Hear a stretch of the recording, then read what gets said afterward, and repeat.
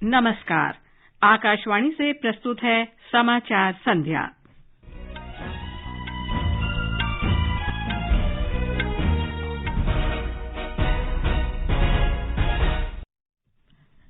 प्रधानमंत्री नरेंद्र मोदी और रूस के राष्ट्रपति व्लादिमीर पुतिन ने ऊर्जा और व्यापार सहित विभिन्न क्षेत्रों में सहयोग पर चर्चा की। हिमाचल प्रदेश के हाटी समुदाय को अनुसूचित जनजातियों की सूची में शामिल करने का विधेयक लोकसभा में पारित। केंद्र किसान आंदोलन से जुड़े 86 मुकदमे वापस लेने पर सहमत। राष्ट्रीय मानवाधिकार आयोग ने जहरीली शराब त्रासदी में 59 लोगों की मृत्यु पर बिहार सरकार से विस्तृत रिपोर्ट मांगी। वाराणसी में महीने भर चला काशी तमिल संगमम संपन्न। और चट्टोग्राम में बांग्लादेश के साथ पहले क्रिकेट टेस्ट मैच में भारत की पकड़ मजबूत।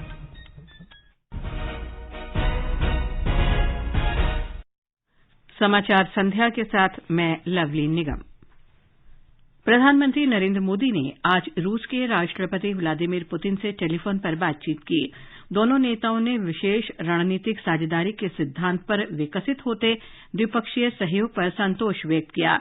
इसके साथ ही उन्होंने परस्पर व्यापार और निवेश, ऊर्जा, कृषि, परिवहन, लॉजिस्टिक सेवाओं, रक्षा और सुरक्षा तथा कई अन्य क्षेत्रों में सहयोग की संभावनाओं पर विस्तार से चर्चा की। श्री मोदी ने पुतिन को G20 अध्यक्ष के रूप में भारत की प्राथमिकताओं से अवगत कराया। श्री मोदी ने कहा कि वो शंघाई सहयोग संगठन की भारत की अध्यक्षता के दौरान दोनों देशों के साथ मिलकर काम करने की उम्मीद करते हैं। प्रधानमंत्री ने कहा कि भारत का मानना है कि यूक्रेन संघर्ष का समाधान केवल बातचीत और कूटनीति के जरिए ही संभव है। दोनों नेता भविष्य में नियमित संपर्क बनाए रखने पर भी सहमत हुए। लोकसभा ने आज संविधान अनुसूचित जनजाति आदेश तीसरा संशोधन विधेयक 2022 पारित कर दिया। इस विधेयक के माध्यम से हिमाचल प्रदेश में सिरमौर क्षेत्र के हाटी समुदाय को अनुसूचित जनजाति की श्रेणी में शामिल करने की व्यवस्था की गई है। जनजातीय कार्य मंत्री अर्जुन मुंडा ने विधेयक पर चर्चा के उत्तर में कहा कि हाटी समुदाय को अनुसूचित जनजातियों की श्रेणी में शामिल करने से न्याय हो सकेगा। यह हिमाचल प्रदेश के ट्रांसगिरी क्षेत्र में सीमित जो लोग हैं उनके लिए यह प्रावधान है, क्योंकि वो आदिकाल से उन परंपराओं के साथ रहते हैं जो जनजाति चरित्र को प्रदर्शित करता है। और जो मानक इस देश में हम सब ने तय किया है, उस मानक के आधार पर जो क्राइटेरिया है, उस क्राइटेरिया को पूरा करते हुए सदन में लाया गया है। श्री मुंडा ने कहा कि यह सुनिश्चित करना संबंधित सरकारों की जिम्मेदारी है कि उनके यहां जनजातियों की जमीन किसी दूसरे को नहीं दी जाए। केंद्र सरकार किसान आंदोलन से जुड़े 86 मुकदमे वापस लेने पर सहमत हो गई है। कृषि मंत्री नरेंद्र सिंह तोमर ने आज राज्यसभा में लिखित उत्तर में कहा कि गृह मंत्रालय इस बारे में सहमत हो गया है। उन्होंने यह भी बताया कि रेल मंत्रालय ने किसान आंदोलन के दौरान रेलवे सुरक्षा बल द्वारा दर्ज सभी मामलों को वापस लेने के निर्देश भी जारी किए हैं। न्यूनतम समर्थन मूल्य पर श्री तोमर ने बताया कि सरकार ने प्राकृतिक खेती को बढ़ावा देने, एमएसपी को अधिक प्रभावी और पारदर्शी बनाने तथा देश की बदलती जरूरतों को ध्यान में रखते हुए फसल पद्धति को बदलने के लिए इस वर्ष जुलाई में समिति गठित की है। समिति की बैठकें नियमित रूप से चल रही हैं। सरकार ने कहा है कि ब्रिटेन सरकार द्वारा विदेशी छात्रों पर प्रतिबंध लगाए जाने पर विचार किए जाने की कोई जानकारी नहीं है। लोकसभा में प्रश्नकाल के दौरान एक उत्तर में विदेश राज्य मंत्री वी मुरलीधरन ने कहा कि ब्रिटेन में पढ़ने वाले भारतीय छात्रों की संख्या में लगातार वृद्धि हुई है और केवल 2 वर्ष में यह संख्या दोगुनी हो गई है। सरकार मानसरोवर जाने वाले यात्रियों को कोई सब्सिडी नहीं देती है। विदेश राज्य मंत्री वी मुरलीधरन ने आज लोकसभा में एक प्रश्न के जवाब में ये जानकारी दी। उन्होंने कहा कि विदेश मंत्रालय हर साल जून से सितंबर के बीच दिल्ली, उत्तराखंड और सिक्किम की सरकारों तथा भारत तिब्बत सीमा पुलिस के सहयोग से कैलाश मानसरोवर यात्रा का आयोजन करता है। केंद्र सरकार ने कहा है कि ट्रांसजेंडरों के राष्ट्रीय पोर्टल पर पंजीकृत कोई भी ट्रांसजेंडर आयुष्मान भारत प्रधानमंत्री जन आरोग्य योजना के अस्पतालों में स्वास्थ्य लाभ प्राप्त कर सकते हैं। लोकसभा में आज स्वास्थ्य और परिवार कल्याण राज्य मंत्री भारती प्रवीण पवार ने कहा कि ये लाभार्थी सेक्स रीअसाइनमेंट सर्जरी से संबंधित अतिरिक्त 50 स्वास्थ्य सेवाओं के पैकेज के भी हकदार हैं। ये समाचार हमारी वेबसाइट newsonair.com/hindi और हमारे mobile app news on AIR पर भी उपलब्ध हैं। राष्ट्रीय मानवाधिकार आयोग ने जहरीली शराब पीने से लोगों की मौत की खबर पर बिहार सरकार को नोटिस जारी किया है। आयोग ने मीडिया की खबरों का स्वतः संज्ञान लेते हुए राज्य सरकार से 4 सप्ताह में विस्तृत रिपोर्ट मांगी है। आयोग ने प्राथमिकी, अस्पताल में भर्ती पीड़ितों के चिकित्सा उपचार और पीड़ित परिवारों को दिए गए मुआवजे के बारे में ब्यौरा देने को कहा है। इस बीच जहरीली शराब पीने से मृतकों की संख्या 59 हो गई है। बिहार में जहरीली शराब त्रासदी पर राजभवन मार्च निकालने से पहले भाजपा सदस्यों ने आज विधानमंडल के दोनों सदनों में कार्यवाही बाधित की। जैसे ही सदन की कार्यवाही शुरू हुई, विपक्षी सदस्य सदन के बीचों बीच आ गए और मुख्यमंत्री नीतीश कुमार के इस्तीफे की मांग करते हुए नारेबाजी करने लगे। मुख्यमंत्री नीतीश कुमार ने स्पष्ट किया कि जहरीली शराब कांड में मारे गए लोगों के निकट परिजनों को कोई मुआवजा नहीं दिया जाएगा। उधर बिहार में सारण जिले से भारतीय जनता पार्टी के सांसद राजीव प्रताप रूडी ने जहरीली शराब मामले की जांच के लिए केंद्र से हस्तक्षेप की मांग की है। श्री रूडी ने गृह मंत्री अमित शाह से स्थिति का जायजा लेने के लिए एक केंद्रीय दल बिहार भेजे जाने का अनुरोध किया है। उत्तर प्रदेश में महीने भर चला काशी तमिल संगमम आज संपन्न हो गया। समापन समारोह में केंद्रीय गृह मंत्री अमित शाह ने कहा कि तमिल संगमम देश की 2 संस्कृतियों काशी और तमिलनाडु को जोड़ने की नई शुरुआत है। आज एक प्रकार से प्रधानमंत्री मोदी जी की काशी तमिल संगमम की कल्पना की पूर्णाहुति होने जा रही है। मगर मैं इतना कहना चाहता हूं, ये पूर्णाहुति नहीं है, ये शुरुआत है भारतीय संस्कृति की 2 उत्तुंग शिखर, तमिलनाडु की संस्कृति, दर्शन, भाषा, कला, ज्ञान और समग्र विश्व में जिसकी मान्यता है, ऐसी काशी की नगरी की इस सांस्कृतिक विरासत के मिलन की शुरुआत है और यहीं से रास्ता आगे जाने वाला है। तमिल संगमम नई राष्ट्रीय शिक्षा नीति 2020 के अंतर्गत केंद्रीय शिक्षा मंत्रालय की एक पहल थी। इसे आईआईटी मद्रास और काशी हिंदू विश्वविद्यालय के सहयोग से आयोजित किया गया था।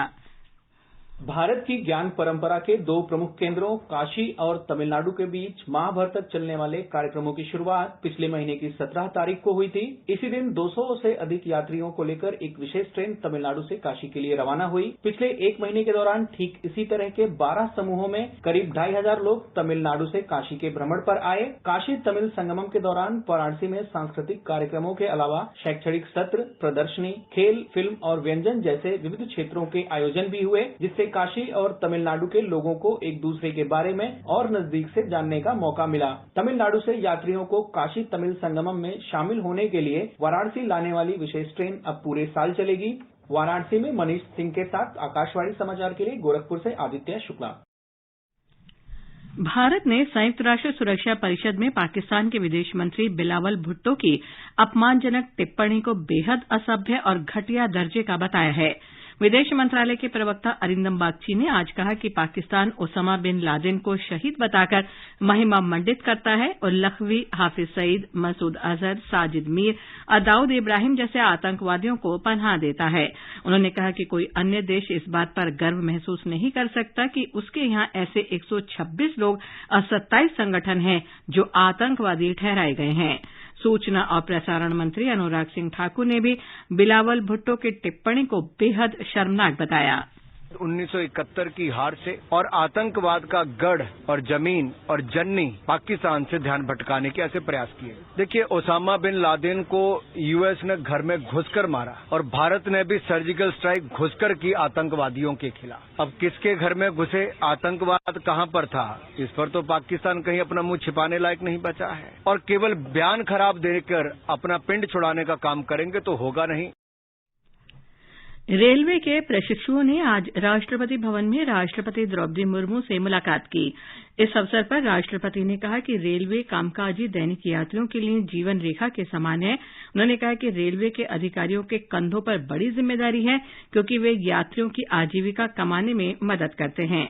राष्ट्रपति ने कहा कि नव तकनीक के युग में रेलवे को नवीनतम डिजिटल तकनीकों का इस्तेमाल करना चाहिए और कम समय में सुरक्षित और अधिक सुविधाजनक यात्राओं के लिए उन्नत सुविधाओं को अपनाना चाहिए। और अब आर्थिक जगत की खबरों के साथ हैं अमित गोयल। बम्बई शेयर बाजार का सेंसेक्स 0.8% के नुकसान से 461 अंक लुढ़ककर 61,338 के स्तर पर बंद हुआ। नेशनल स्टॉक एक्सचेंज का निफ्टी भी 0.8% की गिरावट से 146 अंक गिरकर 18,269 के स्तर पर बंद हुआ। मल्टी कमोडिटी एक्सचेंज में फरवरी के वायदा कारोबार में सोना 90 रुपए की बढ़त से 54,200 रुपए प्रति 10 ग्राम के स्तर पर दर्ज हुआ। हालांकि चांदी 510 रुपए की गिरावट से 67,310 रुपए प्रति किलोग्राम के स्तर पर दर्ज हुई। ब्रेंट क्रूड के वायदा भाव 2% से अधिक की गिरावट से $79.60 प्रति बैरल के स्तर पर दर्ज हुए। ये समाचार आकाशवाणी से प्रसारित किए जा रहे हैं। ताजा समाचार जानने के लिए आप हमारे Twitter handle @AIR News Hindi को फॉलो कर सकते हैं। चट्टोग्राम में बांग्लादेश के साथ पहले क्रिकेट टेस्ट मैच में भारत ने अपनी पकड़ मजबूत कर ली है। तीसरे दिन का खेल समाप्त होने तक बांग्लादेश ने दूसरी पारी में 513 रन के जवाब में बिना किसी नुकसान के 42 रन बना लिए थे। एक रिपोर्ट। शुभमन गिल और चेतेश्वर पुजारा के बेहतरीन शतकों की मदद से भारत ने मेजबान टीम के सामने दूसरी पारी में 513 रन बनाकर जीत का लक्ष्य रखा है। गिल के 110 और पुजारा के नाबाद 102 रन की मदद से भारत ने दूसरी पारी 2 विकेट पर 258 रन बनाकर घोषित कर दी। गिल का टेस्ट क्रिकेट में ये पहला जबकि पुजारा का 19वां शतक है। इससे पहले भारतीय गेंदबाजों ने मेजबान टीम को पहली पारी में सिर्फ 150 रन पर समेट दिया। कुलदीप यादव ने 5 जबकि तेज गेंदबाज मोहम्मद सिराज ने 3 विकेट लिए। पहली पारी के आधार पर भारत को 254 रन की बढ़त मिली। कप्तान केएल राहुल चाहते तो बांग्लादेश को फॉलो ऑन खेलने के लिए बुला सकते थे, लेकिन उन्होंने दूसरी पारी में भी बल्लेबाजी करने का फैसला किया। अगर भारत को ये मैच जीतकर 2 मैच की श्रृंखला में बढ़त हासिल करनी है तो कल मेजबान टीम के खिलाड़ियों को जल्दी आउट करना होगा। धर्मेंद्र, आकाशवाणी समाचार, दिल्ली। स्पेन में नेशंस कप महिला हॉकी टूर्नामेंट के सेमीफाइनल में इस समय भारत का मुकाबला आयरलैंड के साथ हो रहा है। ताजा समाचार मिलने तक आयरलैंड की टीम 1-0 से आगे है। भारतीय टीम इस प्रतियोगिता में अभी तक अविजित रही है। उसने लीग राउंड में अपने सभी तीनों मैच जीते हैं। भारत ने पूल बी में पहले मैच में चिली को 3-1 से, दूसरे मैच में जापान को 2-1 से और तीसरे मैच में दक्षिण अफ्रीका को 2-0 से हराया था। केंद्रीय अन्वेषण ब्यूरो ने भगौड़े मेहुल चौकसी और अन्य के खिलाफ बैंकों के एक संघ को कथित रूप से धोखा देने के लिए 2 नए मामले दर्ज किए हैं। ये धोखाधड़ी 55 करोड़ रुपए से अधिक की है। रेलवे ने कटरा बनिहाल खंड पर सुंबर और खारी स्टेशनों के बीच एस्केप टनल T49 बनाकर बड़ी उपलब्धि हासिल की है। ये उधमपुर श्रीनगर बारामूला रेल लिंक परियोजना का हिस्सा है। भारत की इस सबसे लंबी सुरंग की लंबाई 12 किलोमीटर 895 मीटर है। बांग्लादेश आज अपना 52वां विजय दिवस मना रहा है। 1971 में आज ही के दिन बांग्लादेश पाकिस्तान से मुक्त हुआ था। पाकिस्तानी जनरल AKA नियाजी के नेतृत्व में पाकिस्तानी सेना ने भारतीय सेना और बांग्लादेश की मुक्ति वाहिनी के सामने 93,000 सैनिकों के साथ समर्पण किया था। राष्ट्रपति द्रौपदी मुर्मू ने विजय दिवस के अवसर पर भारतीय सेना को बधाई दी है। राष्ट्रपति ने कहा कि सैन्य कर्मियों का अद्वितीय साहस और बलिदान प्रत्येक भारतीय को प्रेरित करता है। रक्षा मंत्री राजनाथ सिंह ने विजय दिवस के अवसर पर आज सुबह नई दिल्ली में राष्ट्रीय समर स्मारक में पुष्पांजलि अर्पित की। श्री राजनाथ सिंह ने कहा कि राष्ट्र आज भारतीय सेना के अनुकरणीय साहस, वीरता और बलिदान को नमन कर रहा है। भारत ने परमाणु हथियार ले जाने में सक्षम अग्नि 5 मिसाइल का सफल परीक्षण किया। ये प्रक्षेपास्त्र 5000 किलोमीटर तक लक्ष्य को सटीक भेदने में सक्षम है। अग्नि मिसाइल श्रृंखला में ये नवीनतम परीक्षण कल ओडिशा के समुद्र में APJ अब्दुल कलाम द्वीप से किया गया। रक्षा मंत्रालय के सूत्रों ने बताया कि इस दौरान प्रक्षेपास्त्र में प्रयुक्त नई प्रौद्योगिकी और उपकरणों के कौशल की पुष्टि की गई।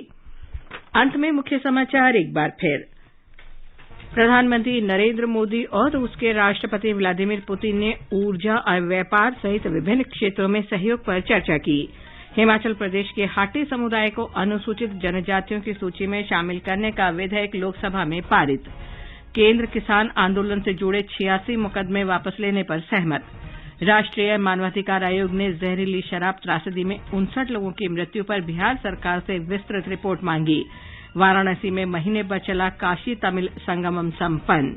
इसके साथ ही समाचार संध्या का ये अंक समाप्त हुआ। नमस्कार।